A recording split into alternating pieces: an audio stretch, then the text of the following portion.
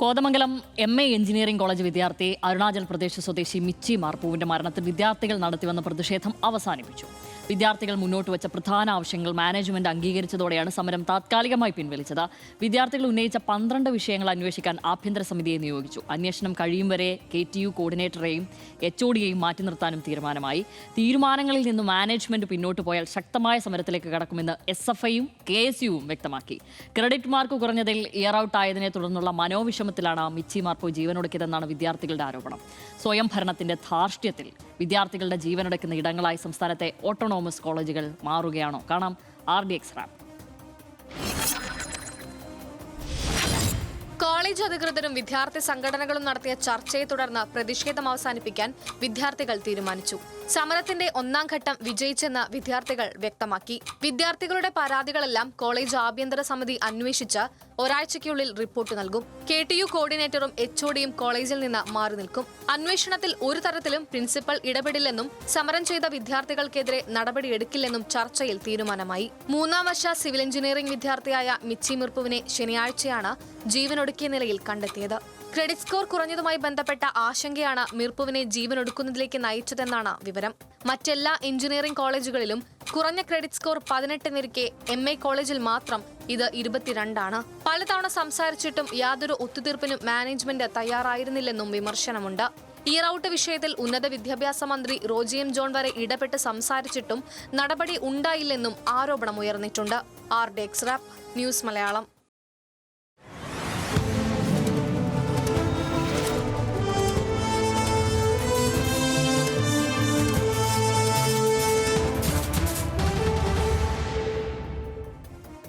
ചില പ്രതികരണങ്ങളിലേക്കാണ്. പ്രിൻസിപ്പലിനെ മാറ്റി നിർത്താനാകില്ലെന്നും അന്വേഷണത്തിൽ ഇടപെടരുതെന്ന നിർദ്ദേശം നൽകുമെന്നും മാനേജ്മെന്റ് വിദ്യാർത്ഥികളെ അറിയിച്ചിട്ടുണ്ട്. ആ പ്രതികരണത്തിലേക്ക് ആദ്യം. മരണത്തിന് ഉത്തരവാദികളായുണ്ടെങ്കിൽ അവർക്ക് വേണ്ട കറക്റ്റായുള്ള നടപടികൾ ക്യാമ്പസിനകത്ത് ഉണ്ടാവും എന്നാണ് അറിയിച്ചിരിക്കുന്നത്. അതുപോലെ തന്നെ ക്യാമ്പസിൽ നമ്മൾ പ്രാഥമികമായിട്ടുള്ള ആവശ്യമുള്ള 12 ആവശ്യങ്ങളുണ്ട്. ആ 12 ആവശ്യങ്ങളും ഈ കമ്മിറ്റി ചർച്ച ചെയ്യും. അതിനുവേണ്ട ചർച്ച ചെയ്യും എന്നാണ് പറഞ്ഞിരിക്കുന്നത്. അതുകൂടാതെ തന്നെ ഈ പ്രൊട്ടസ്റ്റിൽ പങ്കെടുത്ത ഒരു വിദ്യാർത്ഥികളെതിരെയും ഡിസിപ്ലിനറി ആക്ഷൻസ് ഉണ്ടാവില്ല എന്ന് ഉറപ്പ് നൽകിയിട്ടുണ്ട്. ഗ്രീവൻസ് കമ്മിറ്റി രൂപീകരിക്കുന്നുണ്ട്. ആ കമ്മിറ്റിയുടെ തീരുമാനത്തിനനുസരിച്ച് വേണ്ട നഷ്ടപരിഹാര തുക എന്തായാലും തീരുമാനിച്ച് ആ വിദ്യാർത്ഥിയുടെ പാരന്റ്സിന് കൊടുക്കുന്നതായിരിക്കും. തീരുമാനങ്ങളിൽ നിന്ന് മാനേജ്മെന്റ് പിന്നോട്ട് പോയാൽ ശക്തമായ സമരത്തിലേക്ക് കടക്കുമെന്ന് SFIയും KSUവും വ്യക്തമാക്കി. ഇപ്പോൾ പോലീസ് ഇൻവെസ്റ്റിഗേഷൻ മാനേജ്മെന്റും കോളേജും പൂർണ്ണമായി സഹകരിക്കുന്നതായിരിക്കും. കോളേജിലെ ഇന്റേണൽ ഗ്രീവൻസ് കമ്മിറ്റി പ്രവർത്തിക്കുന്നുണ്ട്. ഈ ഗ്രീവൻസ് കമ്മിറ്റി എല്ലാം പരിഗണിക്കുകയും വേണ്ട നടപടി എടുക്കുകയും ചെയ്യും. പോലീസ് ഇൻവെസ്റ്റിഗേഷൻ നടക്കുന്നുണ്ട്. ഇതിൽ കുറ്റക്കാരൻ ആരെങ്കിലും കണ്ടെത്തിയാൽ അവർക്കെതിരെ യുക്തമായ നടപടികൾ സ്വീകരിക്കും. വലിയ ആശങ്കയാണ് ഇത്തരം വാർത്തകൾ, പ്രത്യേകിച്ച് കുട്ടികൾ പഠനവുമായി ബന്ധപ്പെട്ട മനോവിഷമത്തിൽ, അവരെ പഠിപ്പിക്കുന്ന അധ്യാപകരുടെ സമീപനത്തിൽ നിന്നുള്ള മനോവിഷമത്തിൽ ഇങ്ങനെ ജീവനെടുക്കുന്നത് എന്നെ സംബന്ധിച്ച് വലിയ വിഷമവും ആശങ്കയും സങ്കടമൊക്കെ ഉണ്ടാക്കുന്ന ഒരു കാര്യമാണ്. എന്താണ് സത്യത്തിൽ നമ്മുടെ സർവകലാശാലകളിൽ, നമ്മുടെ കോളേജുകളിൽ വിദ്യാർത്ഥികൾക്ക് സംഭവിക്കുന്നത്? ആരാണ് ഇതിന് ഉത്തരവാദി? ഇത് അരുണാചൽ പ്രദേശിൽ നിന്ന് വന്ന ഒരു വിദ്യാർത്ഥിയാണ് ഇപ്പോൾ ആത്മഹത്യ ചെയ്തത്. മിർപ്പു എന്ന് പറയുന്ന ആ വിദ്യാർത്ഥി. അയാളുടെ ഒന്നാമത്തെ പ്രശ്നം ഭാഷാപരമായ പരിമിതിയായിരുന്നു. പലതരത്തിൽ ഭാഷാപരമായ പരിമിതി ഇവിടെയുണ്ട്. കാര്യങ്ങൾ വരെ ബോധിപ്പിക്കാനും പഠനം തുടർന്നു കൊണ്ടുപോകുമ്പോഴും ഒക്കെ അതിനെ അതിജീവിക്കാനാണല്ലോ വിദ്യാർത്ഥികൾ ശ്രമിക്കുക. ആ മട്ടിലൊരു ശ്രമത്തിലാണ് ഇയാൾ പലവട്ടം ഈ പ്രശ്നങ്ങളൊക്കെ അധികൃതരോട് ബോധിപ്പിച്ചിട്ടുണ്ട്. കോളേജ് അധികൃതരോട് ഇതൊരു പ്രശ്നമാണെന്ന് ബോധ്യമുള്ളത് കൊണ്ടാണല്ലോ റോജി M. ജോൺ അടക്കം, അതായത് ഉന്നത വിദ്യാഭ്യാസ മന്ത്രി അടക്കം ഈ വിഷയത്തിൽ ഇടപെടുന്ന ഒരു സാഹചര്യം ഉണ്ടായത്. അവിടെ ഒന്നും വഴങ്ങാത്ത നിലപാടാണ് ഈ MA കോളേജ് മാനേജ്മെൻറ്റ് സ്വീകരിച്ചത്. അവിടെ 18 മാർക്കാണ് ബാക്കി എല്ലാ എഞ്ചിനീയറിംഗ് കോളേജുകളിലും ക്രെഡിറ്റ് സ്കോർ. ഇവിടെ 22 ഇത് 22ലേക്ക് എത്തിക്കാൻ വല്ലാതെ കഷ്ടപ്പെടുന്നുണ്ട് കുട്ടികൾ. അങ്ങനെ ഇയർ ഔട്ട് ആകുമെന്ന് ആശങ്കയിലുണ്ടായിരുന്നത് 20 വിദ്യാർത്ഥികളില്ല. 20ഓളം വിദ്യാർത്ഥികൾക്ക് അങ്ങനെ ഇയർ ഔട്ട് ആകുമെന്നുള്ള ആശങ്കയിലായിരുന്നു.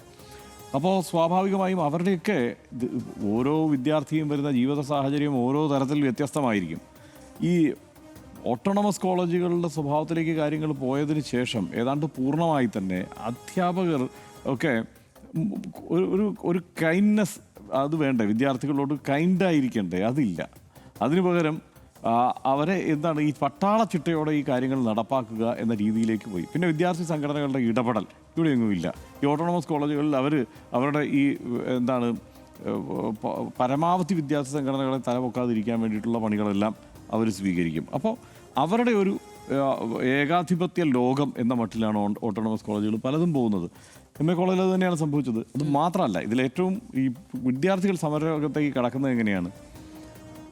ഈ വിദ്യാർത്ഥി ആത്മഹത്യ ചെയ്ത് അന്ന് രാത്രി ഈ ഇതുമായി ബന്ധപ്പെട്ട് പോലീസ് സ്റ്റേഷനിലേക്ക് അവർ നീങ്ങുകയും പ്രതിഷേധം സംഘടിപ്പിക്കുകയും ഒക്കെ ചെയ്യുമ്പോൾ മാനേജ്മെൻറ്റ് വളരെ വേഗത്തിൽ പോലീസ് സ്റ്റേഷനിൽ സ്വാധീനം ചെലുത്താനും അവരുടെ 16 വക്കീലന്മാർ പല വഴിക്ക് പാഞ്ഞു വന്ന് ഈ പ്രശ്നത്തിൽ അവരെ മാനേജ്മെൻറ്റിനെ സംരക്ഷിക്കാൻ വേണ്ടിയിട്ടുള്ള ഇടപെടലുമൊക്കെ ആയിട്ട് അവിടെ രംഗത്ത് വരുമ്പോൾ അവിടെ നിൽക്കുന്ന വിദ്യാർത്ഥികൾ നമ്മളെ വിളിക്കുകയാണ്, ഇതാണ് ഇവിടുത്തെ സീൻ, നിങ്ങൾ ഇടപെടണം, സഹായിക്കണം എന്ന്. ആ സമയത്താണ് മാധ്യമങ്ങൾ ആ സമരം റിപ്പോർട്ട് ചെയ്യുന്നത്, ഈ ഇഷ്യൂ റിപ്പോർട്ട് ചെയ്യുന്നത്, അതിലേക്ക് കിടക്കുന്നത്. വളരെ വേഗത്തിൽ തന്നെ ഈ കുട്ടിയുടെ മൃതദേഹം അരുണാചൽ പ്രദേശിലേക്ക് കൊണ്ടുപോയി. പക്ഷേ വിദ്യാർത്ഥികൾക്കൊപ്പം ഇരുന്ന് പഠിച്ച ഒരാളല്ലേ ഈ ന്യായമായ ഒരു ആവശ്യത്തിൽ പിന്നാലെ നടന്ന് ഇയർ ഔട്ട് ആകുമെന്നുള്ള ഭീതിയിൽ അയാൾ ആത്മഹത്യയിലേക്ക് പോകുന്ന ഒരു സ്ഥിതി ഉണ്ടാകുമ്പോൾ അവർക്ക് വെറുതെ ഇരിക്കാൻ കഴിയില്ലല്ലോ. ഇതിന് തൊട്ട് മുമ്പ് ഈ രാജ്യം അതിശക്തമായ സമരത്തിലേക്ക് പോയത് 10-20 വിദ്യാർത്ഥികളുടെ ആത്മഹത്യ കണ്ടതിന് ശേഷമാണ് ജന്തർ മന്ദറിലെ സമരത്തിലേക്ക് പോകുന്നത്. ഇതിപ്പോൾ ആ കോളേജിൽ ഒരു പ്രശ്നം ഉണ്ടായിരിക്കുന്നു. ആ വിദ്യാർത്ഥികളോട് സംസാരിക്കാൻ ആ മാനേജ്മെൻറ്റ് ഇന്ന് ഉച്ചവരെ കൂട്ടാക്കിയിരുന്നില്ല. അതെന്തൊരു ധാർഷ്ട്യമാണ്. ഒരു വിദ്യാർത്ഥികൾ, ആ ക്യാമ്പസിലെ മുഴുവൻ വിദ്യാർത്ഥികളും അവിടെ പഠിക്കുന്ന വിദ്യാർത്ഥികൾക്കും ഒരു പ്രശ്നമുണ്ടെങ്കിൽ അത് കേൾക്കാൻ ആ കോളേജിൻ്റെ മാനേജ്മെൻറ്റ് ഇല്ലെങ്കിൽ പിന്നെ അത് എന്തൊരു മാനേജ്മെൻറ്റാണ്? കാരണം അവിടുത്തെ മുഴുവൻ വിദ്യാർത്ഥികൾക്കും ഒരു പ്രശ്നമുണ്ട്. എല്ലാവരും മഴയത്ത് സമരം ചെയ്യുന്നു. അപ്പോൾ അതിൻ്റെ കോളേജിൻ്റെ കമ്മിറ്റിക്കാരും പ്രിൻസിപ്പളും ഒക്കെ വിദ്യാർത്ഥികൾക്കിടയിലേക്ക് ഇടിച്ചു കയറാനാണ് ശ്രമിക്കുന്നത്. അപ്പോൾ ഇത് എന്താണ്? ഇത് ശുദ്ധ തോന്നിയാസമാണ് ആ മാനേജ്മെൻറ്റ് അവിടെ കാണിച്ചത്. അപ്പോൾ അതിനോട് അതിശക്തമായി പ്രതിഷേധിക്കുക എന്നുള്ളത് വിദ്യാർത്ഥികൾ തീരുമാനിച്ചു. ഒന്ന് മനസ്സിലാക്കേണ്ട ഒരു കാര്യം, വിദ്യാർത്ഥികൾ നമ്മൾ പണ്ട് സംഘടനയുള്ളപ്പോൾ വിദ്യാർത്ഥികൾ സംഘടിക്കുന്നു. ഇപ്പോൾ സംഘടന ഇല്ലാതാക്കിയാൽ സംഘടിക്കില്ല എന്ന് ചിന്തിക്കാവുന്ന സാഹചര്യം പോയി. അതിനപ്പുറത്ത് വിദ്യാർത്ഥികൾ നന്നായി പരസ്പരം ബന്ധപ്പെട്ട് തന്നെയാണ് ഇരിക്കുന്നത്. എല്ലാവരും പരസ്പരം ബന്ധപ്പെട്ട് പരസ്പരം സംസാരിച്ച് പോകുന്ന വിദ്യാർത്ഥികളാണ്. പ്രത്യേകിച്ച് ഇപ്പോൾ ഈ പ്രൊഫഷണൽ കോളേജിലൊക്കെ പഠിക്കുന്ന വിദ്യാർത്ഥികൾക്ക് അവരുടെ പ്രശ്നങ്ങൾ എന്താണെന്നുള്ള ബോധ്യമുണ്ട്, അത് ചോദിച്ചു വാങ്ങാനുള്ള ശേഷിയുമുണ്ട്. അത് അവർ അങ്ങനെ കുഴപ്പക്കാരൊന്നുമല്ല. അവരുമായിട്ട് സംസാരിച്ചാൽ ഈ പ്രശ്നം ഇന്നലെ പരിഹരിക്കപ്പെട്ടതിനെ. പക്ഷേ സംസാരിക്കാൻ മാനേജ്മെൻറ്റിന് കുറവാണ്. ഞങ്ങൾ ഈ പിള്ളേരോട് സംസാരിക്കാനോ എന്ന സമീപനത്തിലേക്ക് MA കോളേജിൻ്റെ മാനേജ്മെൻറ്റ് പോയി. അതുകൊണ്ടാണ് അത് സമരം രൂക്ഷമായത്. ഇന്നിപ്പോൾ മറ്റ് വിദ്യാർത്ഥി സംഘടനകൾ ഇടപെട്ടു, സംസ്ഥാന നേതൃത്വങ്ങൾ ഇടപെട്ടു സംഘടനകളുടെ. അപ്പോൾ പ്രശ്നം പരിഹരിക്കാനുള്ള ഒരു ചിന്തയിലേക്ക് അവർ പോയി. അപ്പോൾ ഈ മാനേജ്മെൻറ്റുകളൊക്കെ ഇനി മനസ്സിലാക്കേണ്ടത് കോളേജിലെ അതായത് യുവതലമുറ മൊത്തത്തിൽ അവർക്ക് കാര്യങ്ങളെക്കുറിച്ചൊക്കെ ഏകദേശ ബോധ്യമുണ്ട്. അവർക്ക് നേരിടുന്ന അനീതിയെക്കുറിച്ച് അവർക്ക് നല്ല ബോധ്യമുണ്ട്. അത്തരം അനീതിയോട് അവർക്ക് ശക്തമായി ശബ്ദമുയർത്തി പ്രതിഷേധിക്കാനുള്ള ശേഷിയും കൈവന്നിരിക്കുന്നു എന്ന് വേണം. ഇന്നിപ്പം ഇത് സന്ദർഭവശാൽ പറഞ്ഞു പോകേണ്ട ഒരു കാര്യം, ഇന്നിപ്പം മറ്റേ കേരള സർവകലാശാലയുടെ VC മോഹൻ കുന്നുമ്മൽ ഇങ്ങനെ തേഞ്ഞൊട്ടുന്നത് എല്ലാ ചാനലുകളിലൂടെയും ഇന്നിപ്പോൾ നമ്മൾ കണ്ടു. ഒരു VC-യാണ്. ഇങ്ങനെ ഒരു VC-യെക്കുറിച്ചൊക്കെ പറയേണ്ടി വരുമ്പോൾ എനിക്ക് സങ്കടമുണ്ട്. കാരണം വളരെ നമ്മൾ ബഹുമാനിക്കേണ്ട ഒരു തലത്തിൽ നിൽക്കുന്നയാളാണ്. പക്ഷേ എന്ത് ചെയ്യാം, മോഹൻ കുന്നുമ്മലിൻ്റെ രാഷ്ട്രീയ പദ്ധതിയായിട്ട് മുന്നോട്ട് പോവുകയാണ്. അതിനിടയ്ക്ക് സംഭവിക്കുന്നതാണ്. ഇന്നിപ്പോൾ കഴക്കൂട്ടത്ത് 10ാം ക്ലാസ്സിലും +2-നും പഠിച്ച് പാസ്സായ, +1-നും പാസ്സായ മികച്ച വിജയം നേടിയ വിദ്യാർത്ഥികളെ അനുമോദിക്കുന്നതിന് വേണ്ടിയിട്ടുള്ളൊരു ചടങ്ങാണ് നടന്നത്. അത് ആ ഹാള് മുഴുവൻ വിദ്യാർത്ഥികളുണ്ട്. നമുക്ക് ഇത്തരം ചടങ്ങുകളിൽ ഞാൻ പലയിടത്തും പോയിട്ടുള്ളതുകൊണ്ട് എനിക്കറിയാം. ഈ 10ാം ക്ലാസ്സിലും +1-ലും പാസ്സായി വന്ന വലിയ വിദ്യാർത്ഥികളുടെ ഒരു വലിയ സമൂഹം അവിടെ ഉണ്ടാവും. അവിടെ അദ്ദേഹം അവരെ ഇപ്പോൾ ഈ കോക്രോച്ച് ജനതാ പാർട്ടിയെക്കുറിച്ചും അല്ല ജന്തർ മന്ദർ സമരത്തെയൊക്കെ തള്ളിപ്പറഞ്ഞുള്ള ഒരു ഗംഭീര പ്രസംഗമൊക്കെ നടത്തിയിട്ട്, നിങ്ങൾ പാറ്റകളല്ല സിംഹങ്ങളാണെന്ന് പറയണം, പാറ്റകളല്ലെന്ന് പറയൂ. അപ്പോൾ പാറ്റകളാണോ? ആരും മിണ്ടുന്നില്ല. പിൻ ഡ്രോപ്പ് സൈലൻസ്. വീണ്ടും ചെയ്യും, പാറ്റകളാണോ? അല്ലെന്ന് പറയൂ. അത് കഴിഞ്ഞ് പിന്നെ അദ്ദേഹം ആവർത്തിക്കാൻ തുടങ്ങി, അല്ലെന്ന് പറയൂ, നിങ്ങൾ അല്ലെന്ന് പറയൂ എന്ന്. ആരും മിണ്ടാനില്ല. ഒരു കുട്ടി അവസാനം ഇയാളെ അപമാനിച്ചു വിടണ്ടല്ലോ എന്ന് വിചാരിച്ചെങ്ങാണ്ട് ഏതോ ഒരു കുട്ടി ഒരാൾ ആ ഹാളിൽ മുഴങ്ങിയ ശബ്ദമാണ്. അദ്ദേഹത്തിനത് അപമാനിതനായിട്ട് അവിടെ നിന്ന് മടങ്ങേണ്ടി വന്നു. മോഹൻ കുന്നുമ്മലിന് ഒരു VC-ആണെന്ന് ഓർക്കണം. ആ പിള്ളേർക്കുള്ള വകതിരിവ് എങ്കിലും അദ്ദേഹത്തിന് ഉണ്ടാവേണ്ടതാണെന്നല്ലേ ഇത് കണ്ടിരിക്കുന്നവർക്ക് തോന്നുക. അതല്ല, ആദ്യത്തെ തവണയെങ്കിലും ഇത് പറഞ്ഞപ്പം കളം വേറെയാണെന്ന് തിരിച്ചറിഞ്ഞ് ഇത് അവസാനിപ്പിക്കാനുള്ള ഒരു ശ്രമം അദ്ദേഹം നടത്തുന്നില്ല. വീണ്ടും അത് ചോദിച്ച് വഷളായി. അത് മാത്രമല്ല, ഇപ്പോൾ ഇവിടെ എന്താണ് സിസ തോമസിൻ്റെ എന്താണ് ശങ്കരാചാര്യ യൂണിവേഴ്സിറ്റി, കാലടി യൂണിവേഴ്സിറ്റിയിൽ കാണുന്ന സംഭവം എന്താണ്? കഴിഞ്ഞ 2 ദിവസമായിട്ട് വ്യാപകമായി പ്രചരിപ്പിച്ച എന്താണ്? ഗവർണർ അടക്കം അത് ഇടപെട്ടത് എന്ത് കേസിലാണ്? അതായത് കാലടി സർവകലാശാലയിൽ സിസ തോമസിൻ്റെ ശവമഞ്ചവും വഹിച്ചുകൊണ്ടുള്ള സമരം നടന്നു എന്നല്ലേ പറഞ്ഞത്? അങ്ങനെ ഒരു സംഭവം അവിടെ നടന്നിട്ടില്ല. അങ്ങനെ ഒരു സംഭവം അവിടെ നടന്നിട്ടില്ല. പച്ച നുണ. ആ പച്ച നുണ കത്തിച്ചിട്ടാണ് യഥാർത്ഥത്തിൽ ഈ പറയുന്ന സിസ തോമസിനെ ആക്രമിച്ചു എന്നുള്ളത് വേറൊരു കഥ, സിസ തോമസിനെ ശാരീരികമായി ആക്രമിച്ചു എന്നുള്ള മറ്റൊരു കഥ. അതിനുശേഷം ഇപ്പോൾ 19 വിദ്യാർത്ഥികൾക്കെതിരെ കേസ്, 4 പേർ അകത്ത് കിടക്കുകയാണ്. ആ നിലയിലേക്ക് കാര്യങ്ങൾ മാറ്റി. അതായത് പ്രതികാര ബുദ്ധിയോടെ, വൈരാഗ്യ ബുദ്ധിയോടെ അവരുടെ രാഷ്ട്രീയം, അവരുടെ പദ്ധതികൾ, ഇതൊക്കെ വെച്ചിട്ട് ഈ പുതുതലമുറയിലെ വിദ്യാർത്ഥികളോട് ഇടപെടുന്നത് ശരിയല്ല. ഇങ്ങനെയല്ലല്ലോ കാര്യങ്ങൾ കൈകാര്യം ചെയ്യേണ്ടത്. VC-മാരായാലും ഇത്തരം കോളേജുകളുടെ പ്രിൻസിപ്പാൾമാരായാലും ഒക്കെ കുറേ കൂടി മനുഷ്യത്വത്തോടെ വിദ്യാർത്ഥികളോട് ഇടപെടുന്ന രീതി ഉണ്ടാവണം. ഇന്നിപ്പോൾ ആ ദൃശ്യങ്ങൾ പുറത്തു വന്നിട്ടുണ്ട്. ഈ ശവമഞ്ചം വെച്ച് നിലവിളിച്ചു എന്നുള്ളതിൻ്റെ ദൃശ്യങ്ങൾ പുറത്തു വന്നു. കുറേ കേടായ ലൈറ്റുകൾ, ഡ്രാമ സ്കൂളിലെ വിദ്യാർത്ഥികളാണ് ഈ സമരം ചെയ്യുന്നത്. ഇവിടെയൊക്കെ കണ്ടില്ലേ, എന്നാൽ ഇഷ്ടംപോലെ ലൈറ്റ് ഇട്ടിട്ടുണ്ടല്ലോ. ഇതുപോലെയുള്ളതല്ല, ഇതിനേക്കുള്ള പാവം പിടിച്ച ലൈറ്റുകൾ കുറച്ചെണ്ണം, അതെല്ലാം കേടായിപ്പോയതാണ്. അത് മാറ്റി കൊടുക്കാൻ പറഞ്ഞിട്ട് അത് മാറ്റി കൊടുക്കുന്ന സാഹചര്യമില്ല. ഇത് മികച്ച ഒരു അവിടുത്തെ നാടക ട്രൂപ്പ് എന്ന് പറയുന്നത്, അവിടുത്തെ ഡ്രാമ സ്കൂളിലെ കുട്ടികൾ എന്ന് പറയുന്നത് വളരെ ഈ സംസ്ഥാനത്ത് തന്നെ ഏറ്റവും മികവ് പുലർത്തുന്ന വിദ്യാർത്ഥികളാണ്. അവർ ഈ ലൈറ്റ് എല്ലാം കൂടെ കൊണ്ടുവച്ചിട്ട് ലൈറ്റ് ചത്തു എന്ന് പറഞ്ഞിട്ടാണ് കരഞ്ഞത്. അത് കണ്ടിട്ട് അത് സിസ തോമസ് ചത്തു എന്ന് പറഞ്ഞ് കരഞ്ഞു എന്ന് പറഞ്ഞ് ആക്കി തീർത്ത് അവർക്കെതിരെ കേസും എടുത്ത് ഇല്ലാത്ത പുകിലെല്ലാം ഉണ്ടാക്കി സംസ്ഥാനത്തിൻ്റെ ഗവർണറായ അധികാരപരിധി വിട്ട് DGPയെ വിളിച്ചു വരുത്തുന്നു. എന്തൊക്കെ പുകിലാണ് ഇവിടെ നടക്കുന്നത്? ശരിക്കും എന്തൊക്കെ പുകിലാണ്? ഇങ്ങനെയൊക്കെയാണോ കാര്യങ്ങൾ ചെയ്യേണ്ടത്? ഈ വിദ്യാർത്ഥികളോട് ഇങ്ങനെ വേണം പെരുമാറാൻ എന്നാണോ നമ്മൾ മനസ്സിലാക്കേണ്ടത്? അപ്പോൾ നമ്മൾ പറഞ്ഞു വന്നത് MA കോളേജിൻ്റെ കാര്യമാണ്. പക്ഷേ ഇതെല്ലാം ഈ സമാന്തരമായി സംഭവിച്ചുകൊണ്ടിരിക്കുന്നതുകൊണ്ട് ഞാൻ പറഞ്ഞു എന്നേ ഉള്ളൂ. അപ്പോൾ ഇത് ഇങ്ങനെയല്ല.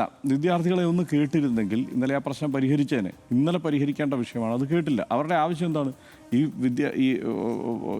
ഈ അരുണാചൽ പ്രദേശിൽ നിന്ന് വന്ന ആ കുട്ടിയുടെ കുടുംബത്തിന് നഷ്ടപരിഹാരം കൊടുക്കണം എന്നുള്ളത്, അതൊക്കെ നടക്കുമോ എന്നുള്ളതൊക്കെ കണ്ടറിയണം. പക്ഷേ അവരുടെ ഒരു ആവശ്യമാണ് ആ ആവശ്യം. അതിനെ ഒന്ന് കേൾക്കുക എന്നുള്ളതിന് അവർ തയ്യാറായിരുന്നില്ല. രക്ഷാകർതൃ യോഗം വിളിക്കണം, അത് കേൾക്കാൻ തയ്യാറല്ല.